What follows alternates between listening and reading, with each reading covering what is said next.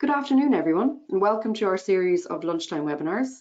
This is Katrina speaking, and I'm joined today by Jackie Glynn, the President of the PMI Ireland Chapter, and also Jackie Fagan, the Vice President. Welcome, ladies. Hi, everybody. Afternoon, everybody. We are delighted also to welcome Norma Lynch, who is the Head of Global Project Training for Aspira. She's going to present to our members today. I think, as we're all aware, we are all currently living through some very interesting times, and among the many serious personal challenges we are facing, most of us have had to switch from a work office to a home office environment. For those of us managing projects, programs, portfolios, and PMOs, we have to consider not just our own environment and our own predicament, but that of our project teams also. Perhaps you're new to this whole remote working, or maybe you do it all the time. Either way, this webinar will provide you with some solid tips and support on how to manage. So throughout this webinar, Norma will walk us through a number of key topics to consider, which you can see here on my screen: motivating your team, clarity of goals, making it safe to speak up, framing the conversation, and minding you, the manager. Feel free to share your experiences and tips and questions as we progress through the webinar. I am joined today by our two panelists, Jackie Fagan and Jackie Glynn also, so we will hope to open up an interactive conversation throughout the webinar. Before I hand over and welcome Norma to the webinar, I want to say a quick word on mentee.com. So we used this in our first webinar series on the 31st of March, and we found it gave great opportunity to our attendees to interact with us. So just a couple of notes here to grab your phone if you can, go to mentee.com and use the code that you can see on the screen there. Norma will go through this as she goes through her slides as well, but it's a great opportunity for you to interact directly and give your feedback as she goes throughout the presentation. So without further ado, I'm going to hand over to Norma. Thank you very much, Norma, for running the session for us today, and we're all really looking very forward to it. So I'll also hand over the screen to you so you can get going and start teaching us all what we need to know in this new environment. Lovely. Thanks very much, Katrina. And we're just going to start today with a question from mentee.com just to see where everyone is joining from. We've over 100 people joining us today. So, and I see Dublin is one of the main locations that people are joining us from. Yeah, and so all parts of Ireland: Kildare, Limerick, Cork, Dublin 5, Crohic, Clare. Donegal. Did you say Donegal? Yeah, I just saw Donegal. Yeah, Donegal is there in Sligo. Fantastic. Brilliant. All the counties are being represented today. Wonderful. Just give it another couple of seconds there to let everyone have a chance. And if you just joined us, you just go to mentee.com on your mobile phone and you use the code 96201. Just give it another couple of seconds. So seems to be the capital, that's where we have the majority of people joining us today. Okay. Very good. So great. So just to kick it off, what I wanted to do was, second question, what do you consider to be the main challenge when managing and leading your team from a distance? So what do you consider to be the main challenge? Is it the impromptu conversations, you know, the virtual water cooler, maintaining effective communication, motivating your team from a distance, delegating work fairly, ensuring productivity is maintained, or is it mastering the technology? So this is very interesting. So the impromptu conversations that when we just pass by a colleague or meet them in the corridor, you know, having a coffee, you know, people missing that personal connection. And top is actually ensuring productivity is maintained now that we've switched to a virtual environment. But yeah, 34% impromptu conversations. So that's why we need, need to make time for that when working in the virtual world. We have to engineer it rather than it happening organically. Super. And then, so number 1 is impromptu conversations. Number 2 is ensuring productivity is maintained. Number 3 is effective communication. And number 4 is motivating the team. Super. Okay, just give it another couple of seconds and we'll commence. Norma, just to let you know, we have 75 people on the line right now, so I've just dropped a reminder into the chat for everyone to pop into mentee.com. Use your phone if you can, and use the code 96201. So it's the best way to interact with Norma as she goes through the webinar. So that's just a reminder, but 76 people, so welcome everyone. That's fantastic. It's great to see such the PM tribe joining us today. Great. Okay. So 38% impromptu conversation. So let's take a look. Okay. Right. So leading and managing your team from a distance.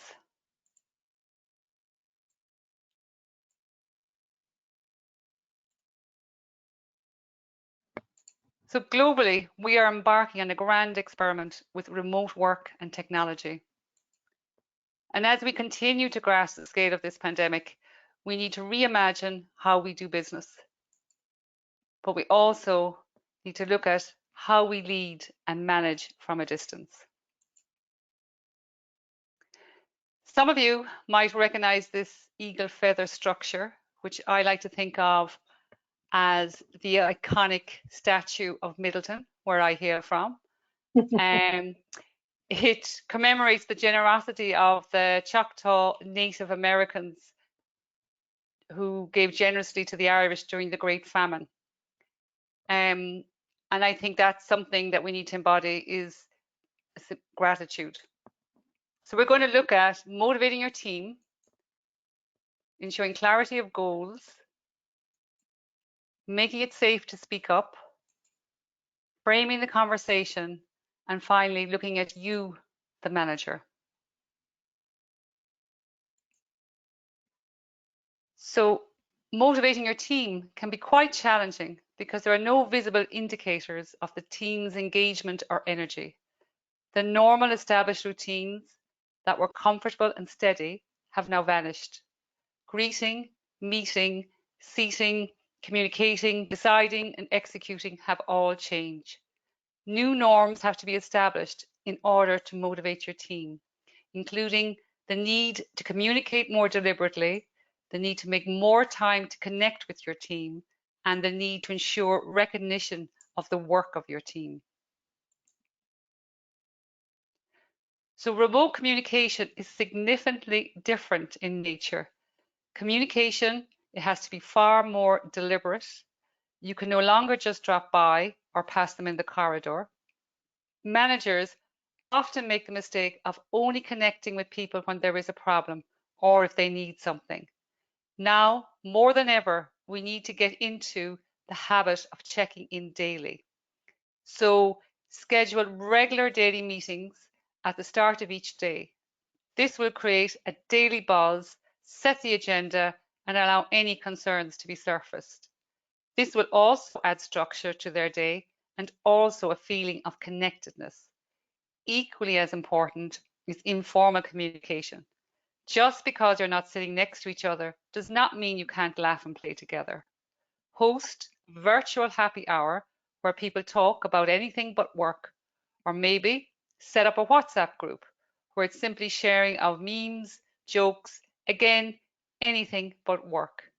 By having open and many communication channels, you will avoid misunderstandings and misinformation, and more importantly, the feeling of isolation. You are going to be having many virtual meetings, so factor in 5 to 10 minutes at the start of the meeting to ask people how they are. Show up and let yourself be seen. Tell them something personal about yourself, and that opens the door to personalizing the conversation. Messy hair, messy house, messy life. Make it okay for people to not be perfect by acknowledging it upfront in your meetings. Also, when you share, you don't have it all together, it supports others to do the same. This opens the door to building relationships that lead to trust, which ultimately leads to better communication and collaboration. Make time for recognition. People need to feel valued and appreciated. Positive reinforcement can be a great way to motivate your employees and keep them motivated to continue doing exceptional work. If good work goes unnoticed, your team may feel even more invisible and underappreciated. The best method to motivate a remote team is by showing constant appreciation.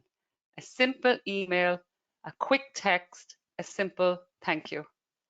To see the reaction on TV of one of the medics to the Queen's speech acknowledging the frontline workers meant so much to him. A few words at the right time can be very motivating. Gallup's famous employment engagement survey has 12 questions, and 2 of the questions are as follows. 1, in the last 7 days, have you received recognition or praise for doing good work? And the other one is, does your supervisor or someone at work seem to care about you as a person? So by focusing on recognition and support, you ensure the engagement of your team. Right, just want to pause there to see, does anyone have any questions? And does that make sense to everyone? Or maybe a comment from our panel. Well, Norma, one of the things for me last week, I noticed that I have previously, in a previous life, worked remotely quite a bit. So, but in the new job, I don't at all. And one of the things that we relaxed the rules on, what I loved your comment there, show up and let yourself be seen, was the whole kids are okay. Usually Yes. people are very nervous to have their kids around when they're working from home because, of course, you're really not supposed to have them there, but this is not normal. This Yes. is the new normal. So we have the whole, let the kids come into the room and let the pets run riot even better, because it does alleviate the tension a little bit. So we've had lots of little to our conferences recently. Very good. And I mean, if you think back to 4 years ago when that professor was giving a live interview on BBC, and you know, that was a big thing, you know, the kids in the background, where now it's the new normal. Yeah, we have a comment here from Graham who's on the webinar, and he said it's brilliant, showing that life is not perfect. Yeah, and that's a great comment. Absolutely. Fantastic. Super. I also think, Norma, it's Jackie Glynn here. I think as well that when you show up and be seen, it also gives the opportunity for your manager to see how you're doing, because Yes. you can't always determine by somebody's professional voice. So if you can see someone, because everybody presents themselves different and it is a new working from home normal, you might pick up on that, you know, they might need an extra bit of support or whatever. And I think that's really important. Yeah, I absolutely agree with you, Jackie. Great.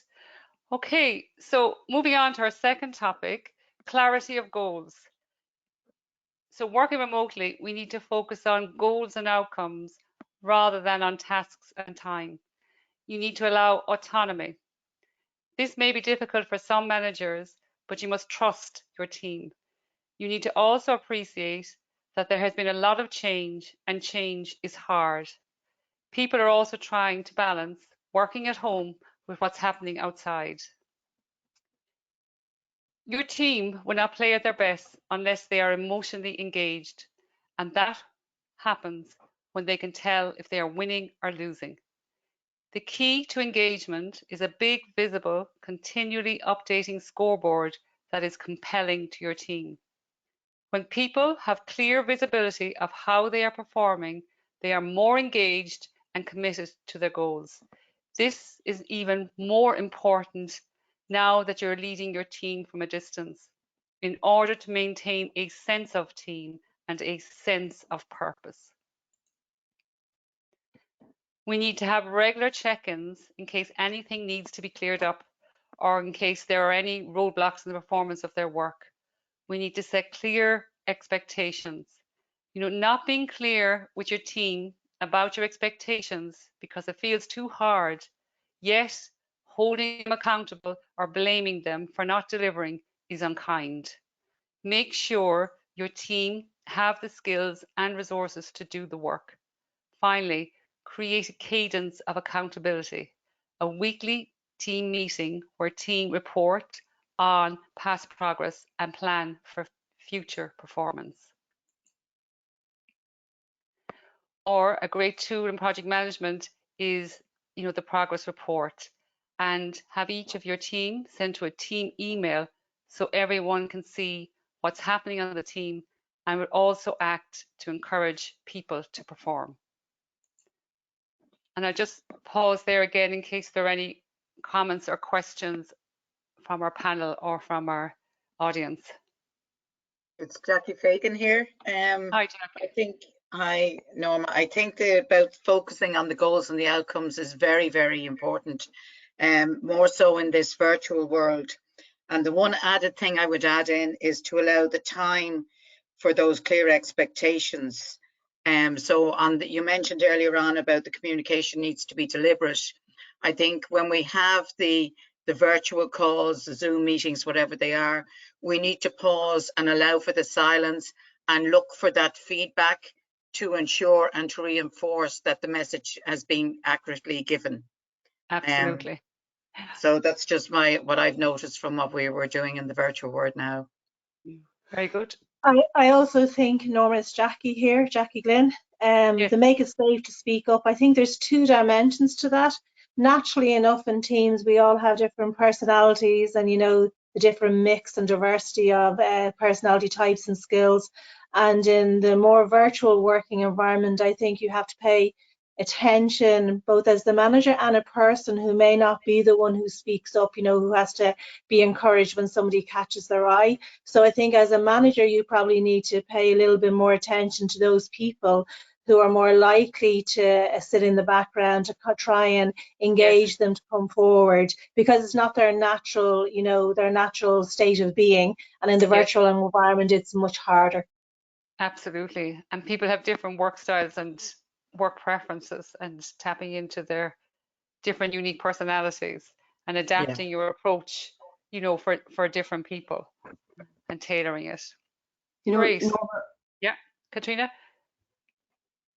I'm finding, Norma, because I am working with a group of people that have never worked remotely, that I'm looking at it all anew, and I'm finding that behaviors that I have and that my team have in the day-to-day in the office are magnified when we're working remotely. So some of those can be very positive. So the person that is constantly communicating with you and you feel like they're over communicating, that's great right now. But the person that you always had to chase for the update, that's really frustrating right now. So that's definitely a challenge for me right now. Yeah, you can't grab them by the hands. Right, super. Okay, so moving on to our third topic, which is make it safe to speak up. With your team working remotely, we want to make it safe for them to speak up, to offer ideas, to ask for help, to admit mistakes, without fear of being punished or embarrassed. When people feel safe, they open up, but when they don't, they shut down. We want them to communicate openly and not feel anxious when speaking up and not worried about what others might think of them. We need to ensure a climate in which problems aren't hidden but can be openly communicated. We need a culture in which it's possible and permissible to speak up. Oliver Twist made the brave decision to ask for more. We all go through an implicit decision-making process, weighing the benefits and costs of speaking up. The problem is that the benefits are far away and uncertain, while the costs are immediate and certain. Silence, when voice was possible, rarely announces itself. The moment passes and no one is the wiser except the person who held back. As a result, we consistently underweigh the benefits and overweigh the costs. So how do you get people on the same page with common goals to engage in productive conflict and to learn from different points of view while working remotely? Again, we have three things we need to do. Number one, We need to set the stage for candor and curiosity. You need to remind your team that they need to be curious and ask questions. People need to suspend judgment and ask questions that do not assume a negative intent. People need to think positively, because failure to think positively, even though you don't communicate it, the other person will sense it and become defensive and close off. Asking questions builds relationships, and you need to build relationships so that when you are interdependent, people will trust you enough to be open and helpful. Second step to making it safe to speak up: invite participation. Leaders need to invite participation that people find compelling and genuine. You need to create structures to elicit ideas and concerns.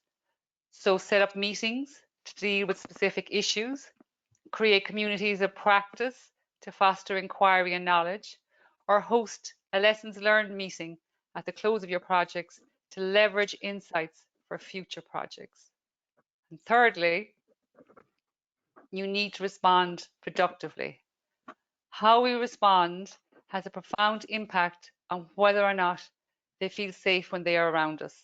So when one of your team disagrees with you, challenges you, objects to the change, you, the leader, must respond productively with expressions of appreciation. The courage to speak up must receive the mini reward of thanks. Listen to their concerns and respond to their concerns in a practical way. Sometimes it is simply a lack of understanding or a lack of training or a lack of resources. This is NASA's Space Shuttle Columbia 2003 team. There was an engineer, a NASA engineer, and he thought he saw insulating foam fall off the shuttle's external tank and hit a wing in what seemed like a near perfect launch. The video images were grainy, and he asked for satellite photos, but his boss said it was unnecessary. A week later, at a mission management meeting, the foam strike possibility was briefly discussed. Roach observed silently. These 7 astronauts died on re-entry to the Earth's atmosphere. When asked why he didn't speak up, he replied, "I just couldn't do it."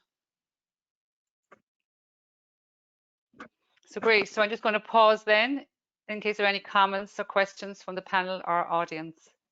So we've a couple of questions, and Norma actually, and I recognise them as being very challenging things that we all have to deal with. So Mark has the question: how do you manage your time when your teams are in multiple time zones, for example, across India and the US? And that question is from Mark.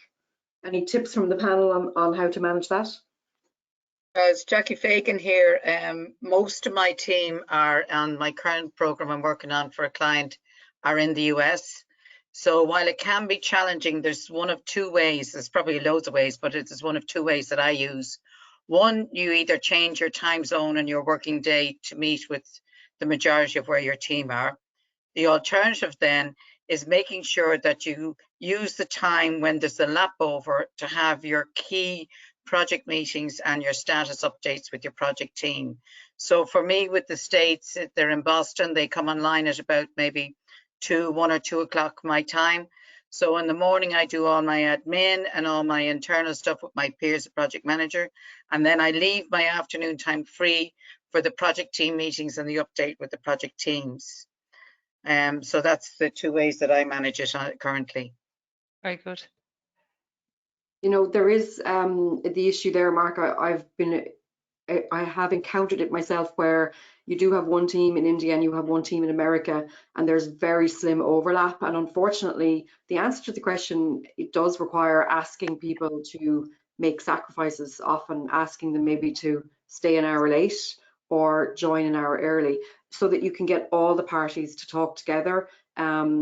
Maybe that's not every day, but maybe if it's once a week, if everyone can just slightly accommodate by having a meeting in that time frame so that everyone can talk together. And it is an ask, and I guess that maybe goes back to Norma's point, where you're thanking people and you're acknowledging them and you're saying, I know this is a bit of an ask, but if you can do this it will be helpful because it's an extra to their day. Yeah. And I think especially with remote working, people need to be flexible. It might be better for someone to work quietly in the evening time rather than the afternoon. And I think we have to be flexible in our approach. I also know there's an app, the World Clock, that some teams I've worked with use to find out when there's a common time that people will be up, or that won't be the middle of the night. It's called World Clock. I might actually look that up and share that with the notes afterwards on the web, because I think I would use that myself. We do have another question here from Vince as well. How do you get the team to ask questions? When I ask the team if there's any questions, there's always silence. Right.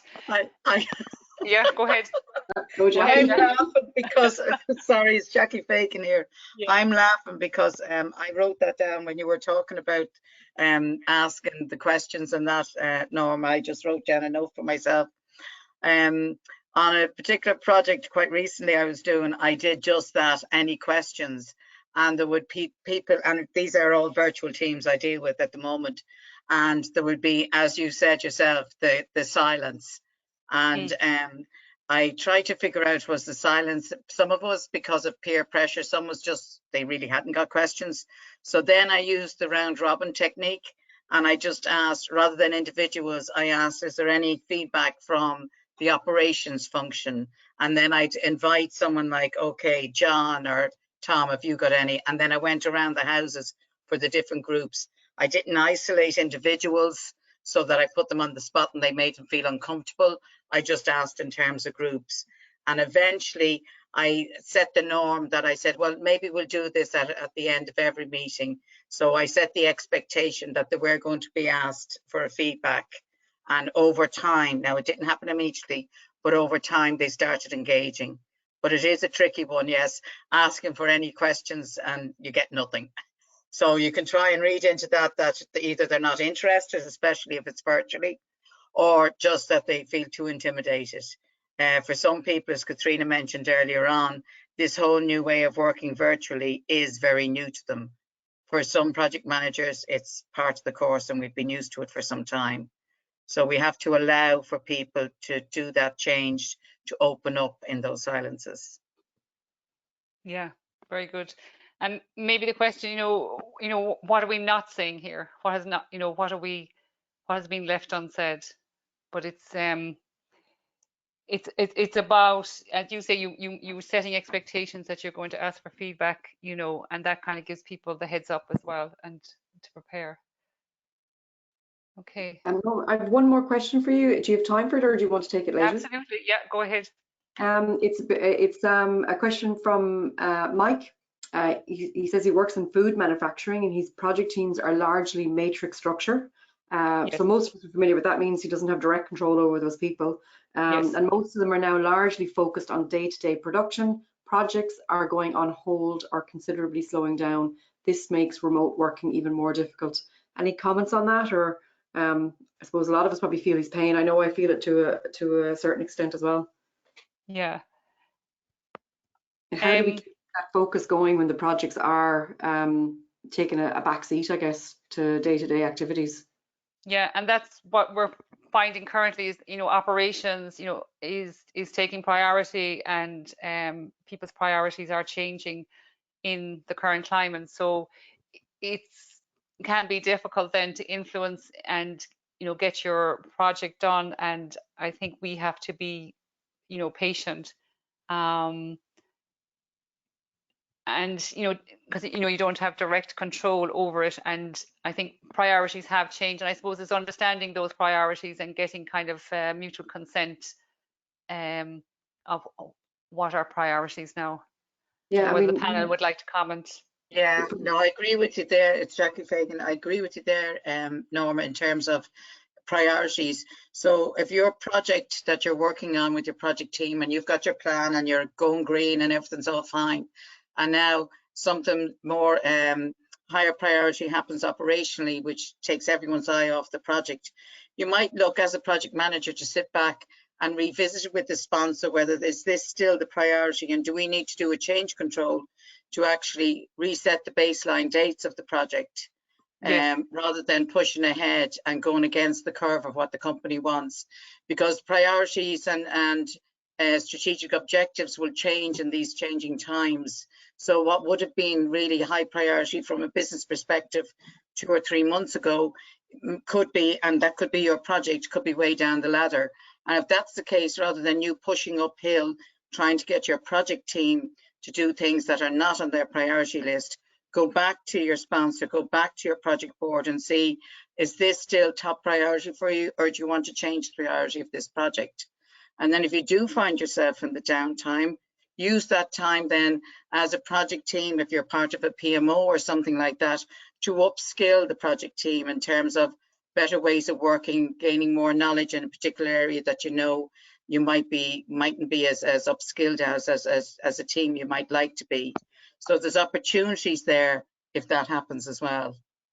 Very Sorry, good. it's Jackie Glynn here. Just to add to that, to build on that comment, there's also an opportunity as a project manager. So say you have got a situation where you go back to your board, your sponsor, and they say, yeah, we're going to have to kind of change the dates of this. So there's an opportunity to replan, and then an opportunity as a project manager to look at it a little bit different, to see how you might do things faster or in a different way now that you have a little bit more time to plan, to see if you can, you know, make up some of the time that we're losing because the focus is on operational stuff. So there is some things to consider and whether that's possible as well. Yeah, very true.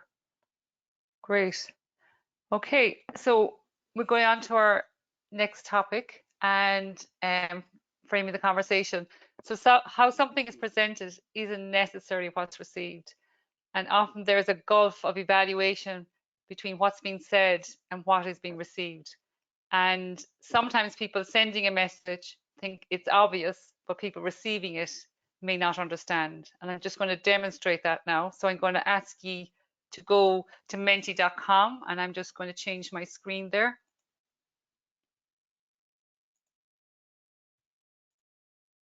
Okay, and I have another question for you. I want you to name the tune that I'm going to clap, and I'm going to clap a tune now. And can I just say one thing, sorry, before I clap, is if you know the tune, type in the name of the tune. If you don't know the name of the tune, just say don't know. Okay, thank you.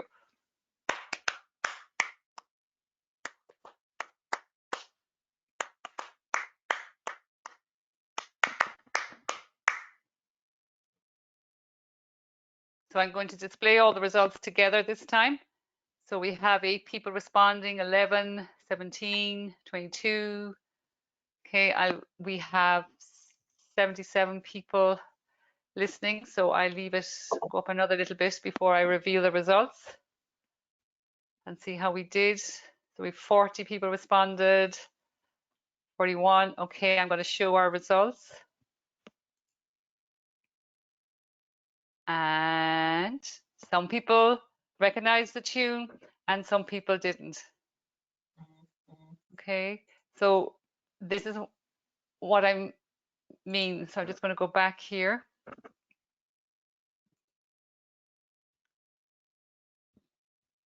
So,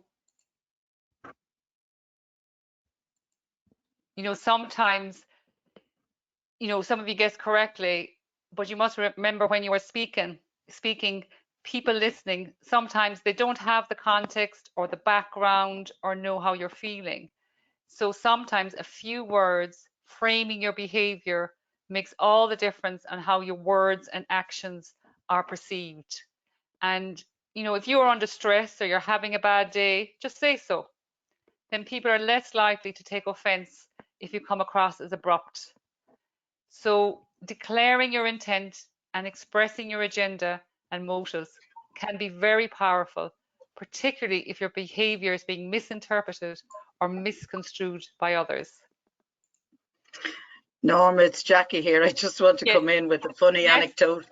When you were doing it there, someone rang me on the phone, and I had to take it and I put it back down again. It was like, oh, I love these quizzes. Can you just do it again? Which just shows that you're perceiving that everyone's listening to you, but it's like, no, they're not, because there's something else going on in the background. So Absolutely. that also feeds into it. Sorry, I just wanted to say it. No, that's very true, Jackie. and that's what happens, is that, you know, we send a message and we think it's received loud and clear, but in fact 78% of the time it's only received loud and clear, because there's so much happening in the background, there's so many distractions, so much noise, that it gets lost in translation. And, you know, we need to be aware of that. So a change of words leads to different interpretations, leads to different feelings. So how something is presented influences people's thoughts and emotions. So the words you use are important. So you need to use the most positive, image-laden words to influence your audience. For example, we are not stuck at home. We are safe at home. We are not in lockdown. We are cocooning. So a simple change of word makes all the difference to how we feel. So use words that are specific, that are universally understood, that don't require a dictionary, and use words that resonate with feelings and values of your audience. Metaphors are also very powerful and effective because we immediately get it without wasting energy and time on processing the words for comprehension. And sometimes when you're working remotely, passion may come across as aggression. So by talking tentatively, it shows a willingness to defer to the other person, or at least take their opinion into consideration. When we don't feel like we're convinced, we lower our resistance. So talk tentatively and not, you know, force your opinion down. You know, use disclaimers, tag questions to frame your conversation. Okay, so I'm going to pause there again in case there are any comments or questions from our audience or from the panel.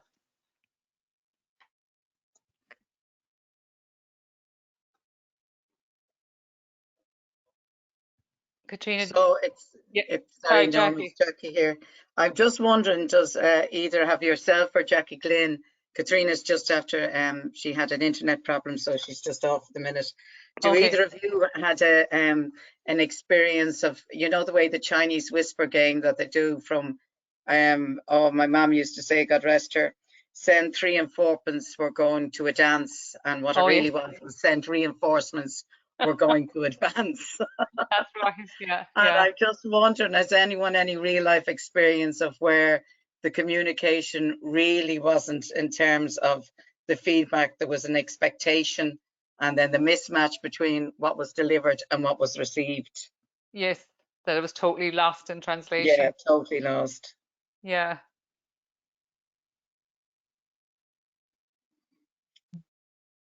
Okay. All right.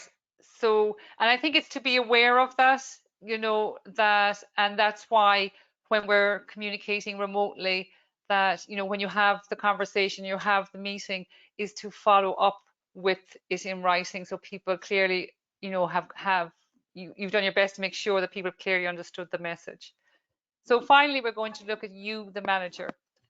So days before the global coronavirus outbreak, you were probably sitting in meetings with your team, laughing with them over lunch, and maybe even planning your next big business trip.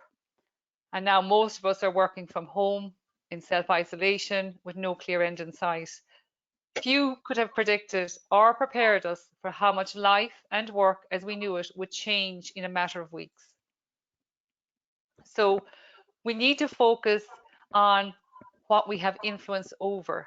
So here, the circle of influence. You know, we can influence our own thoughts, our words, and actions. We can follow the guidance, staying at home, social distancing, washing our hands. They're the things that we can do, and they're the things we should focus on. In the wider circle of concern, you know, we have no influence over that. So we should focus on the central circle of influence, because our mental well-being is very important. And finally, as managers and leaders leading from a distance, we need to show competence so that our teams see that we have the skills, the experience, the expertise necessary to make the best decision and choices in this situation. We need to project a level of confidence that they believe what we are doing will work. And finally, we need to show compassion. Although everyone is facing the same threat, not everyone is facing the same circumstances. So we need to take time to listen to their concerns and to empathize with the personal and family challenges that people are dealing with. And we need to be flexible and understanding. You show your team you care by taking time to understand their world and find ways to offer support. If we do, we may just come out of the other side of this health crisis closer and more connected to our teams. And finally, you know, you alluded to it there, Jackie, that you know, that there may be time now, if projects are a lower priority, you know, to invest in training. It's a great way of bringing your team together and maintaining team spirit while they are working apart. So Aspira, who I work for, have taken the traditional one-day training and they deliver it in 2-hour time slots. And it includes 2 topics and 2 tutorials. So right, we have adapted, and you know, all of us are adapting to the new rules of the game. So finally, I'm going to ask you again, or just before we go to the key takeaways, we'll just go back to the panel again. Is there any questions or comments that they'd like to make about, you know, minding our own mental health and well-being in this time? Well, just one from me, Norma. I've just had a mental health breakdown in the last 5 minutes because my Wi-Fi decided to drop. Oh So no! These are the things that we have to deal with and handle. And I think it goes back to what you said at the very beginning, and I wrote it down. Be kind. Yes. Because yes. we're all dealing with different situations. It's new to all of us. It's not the same remote working. Even if you did it all the time, this isn't the same anymore. So I even appreciate this webinar because it really did actually help me stay calm and go, okay, you can get through this. It's a messy world. It's a messy world, and we did have a couple of comments from people as well through the questions. I don't know, Jackie, if you went through them. First of all, a good few people guessed happy birthday, so I'm guessing you that's right. Yes. Oh, happy birthday. But a few people have noted that it is very important to separate work and home life to allow proper downtime and mental health. Like and Katrina saying go outside and stretch. And actually, I have a few people on my team that are working at the kitchen table and going into their bedroom to take phone calls. And it means that when you finish work, you're not finishing work. So I think that's a very good, important point. Find the, I have a very unusual academic background. I studied theology when I was in college. And one of the things that always stuck with me was the difference between the sacred and the profane. And I'll just turn that around, the difference between work and home, that you need to find some thing that you do that tells you that you're home from work now. For me, it used to be taking the high heels off and changing out of the suit. I'm wearing slippers right now and jeans. Yes, and so am I. You need to find that demarcation, and even if it's leaving the house at 5 o'clock and going for a walk around the block and coming back into the house, you need to do something that says, I'm home now, I'm not at work. Yeah, absolutely. Very good. So Katrina, just to let you know, I wouldn't have seen any of those questions from the attendees, if there's any of them. Well, I'll just give a quick a scan through. So there, just like a couple of people were guessing or didn't know what that little test was that you gave them. A few, just a question here from Jerome. What is your projection for working from home becoming more the norm than the exception when restrictions are relaxed? That's a very interesting question, I think, there from Jerome. Yeah, I think that's a very interesting question, guys. This is Jackie Glynn here. I think, you know, when we talk about innovation and disruption in business, usually, you know, if you think about Uber and how disrupted the market, etc. I mean, another way of looking at what's happening to us now is it is the disruption that has allowed us to multi-leap into remote working for organizations that probably may never have got there but have to. by definition. And I had an interesting conversation with someone the other day around property and the amount of offices that are going up in Dublin, and the question about whether or not it would pause a look at operations in terms of, well, how many people could we have working from home and how much office space do we really need, and it becoming a more integrated part of how we do business, right? Yes. And also the whole, I suppose, aspect of the other aspect of that would be, then do you need to work to be actually present and work all the time? Maybe you could adopt more the Vodafone thing where you have a hot desk and you probably would move to working a few days a week from home. I think they're all things that are up for discussion in terms of the business you're in and how effective this has been for your business model and being able to move forward with it. But I definitely think it's going to be a disruptive change in the business model of how we run our companies going forward. Yeah, I totally agree. I think that, you know, this is the new normal, and then we're going to have the next normal. There's just one other question here, and we'll probably let you wrap it up then, Norma. It is from Jerry, and well, actually, Jerry just comment just to say that there's a lot of common sense in the principles that have been shared today. So thank you for that, Jerry. But I think a tough question from John Healy here. Most messages are received largely non-verbally. How do you manage this remotely? As in the written word? I think probably goes back to the whole being able to watch somebody's body language, maybe. Yeah, and which I you think can do when you're in the office. yes, I mean all those cues of, you know, people's mood and are invisible to us now, and I think, you know, it's again like choosing the medium. So for very new information or information that's controversial, then it's probably best to have a video conference call. So just to increase the cues for you. Whereas if it's just kind of routine information, well then email or the written word is okay.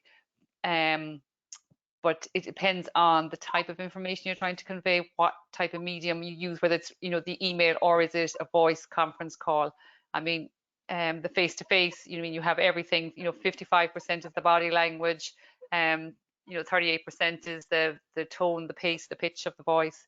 So we, you know, that's invisible to us is the body language. So I would just say that you over communicate it. Yeah. Just maybe to add one quick thing to that, if I have time, guys.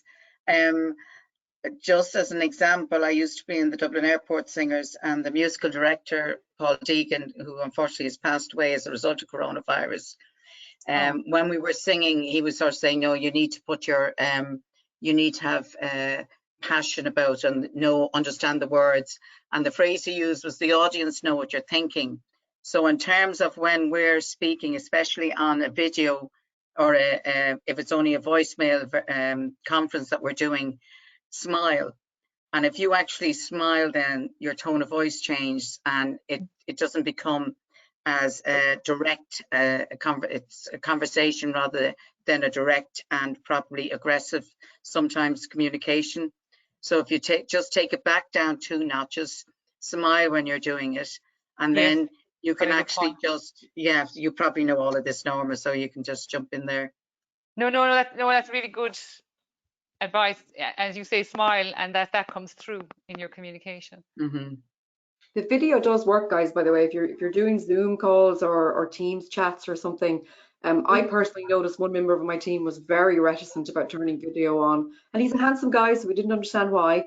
But the video is very important for reading people's body language, and I see that Katrina here on the notes has said that there was some initial resistance in their team as well to video, but they're kind of relaxing into it now that they understand that being at home and having kids and pets around is okay. So look, there's an awful lot of patience involved here because it is a big change for all of us, I think. Yeah. And Zoom also have some lovely automatic backgrounds that you can put in, so you don't have to show your messy office, the back wall or whatever. I have one of mine. Teams have as well. Teams have a similar thing. Teams have a fade out piece of the background as well. Anybody's interested on the call, John McGrath, one of the committee members who's a DIT lecturer, did good sessions on Teams on LinkedIn, And I think That's those webinars are available on YouTube. So Actually, yeah, that's a great idea. Very good. Thanks, Norma. Great. Any more questions or comments from the team to wrap up? I think we're okay there. I mean, I think people are finding it challenging, so hopefully we've gotten some tips here. So, but we can see you've got a nice few respondents there now on the key takeaways. Yes, it's I'm watching it here. Yeah, and deliberate communication is the number one there. Yeah, no, it's very interesting. A lot of it's communication, collaboration, empathy, you know, and it is about being patient and being kind now. You know, we're all facing the same threat, but not all facing the same circumstances. Exactly. Yeah, and to check in regularly with your team, I think would be my parting comment. Very good. Well, I will I wrap up for you there, Norma? Then I'll take. Thanks, Katrina. Yes. Yeah. Because we just want to so while we're switching screens here, guys, so if I just have your patience for a minute or two, we want to just make sure you know what's going to happen next, I guess, if that makes sense. So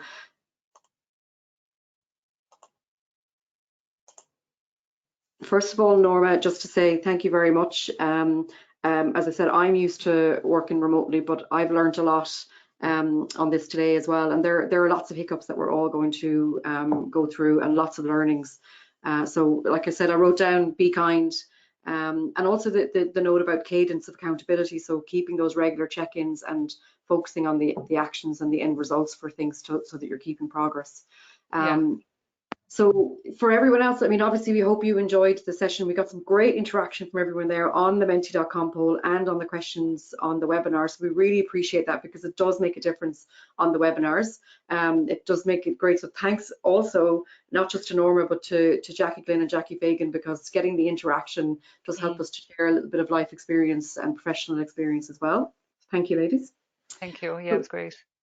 Hopefully, guys, you've enjoyed this and you found it useful in your current circumstances. So where we are at the minute, we're coming to the end of the webinar. Before we close out, I just want to share a couple of notes on the PDU registration. So when you attend, and we get the attendance list from GoToWebinar at the end, I will take care of the auto registration of the PDU, and you will earn one Leadership PDU for attending this webinar. You do, just to take note, most people do this, you need to include your PMI number on the registration form, because I don't have access to that information for reasons of GDPR and data protection. So you must share that with me when you register, and then I'll be able to apply. If you don't have it right now, some of you might be going through your exams and you may not have your PMI membership number quite just yet. You can self-claim using the code that you can see on the screen here. So don't worry, you will get that opportunity yourself. And if you're just practicing for your exam right now, keep a note of the PDU claim for future. We've got a lot of webinars coming up, so we were able to switch quite quickly thanks to our chapter members and to our sponsors to get a good program of webinars upcoming. You can see a snapshot of some of them coming up there in April and in May, all the way out to June. Pop onto the PMIireland.org website and you'll be able to register for those upcoming events as well. Also reminding you guys that you can go on to projectmanagement.com and use your PMI membership there as well. There's a wealth of webinars up there, as well as project management tools that you're all entitled to avail of for being members of the PMI globally, not just the Ireland chapter. So again, Norma, thank you so much. This has been a very good webinar. And thanks to everyone for joining us.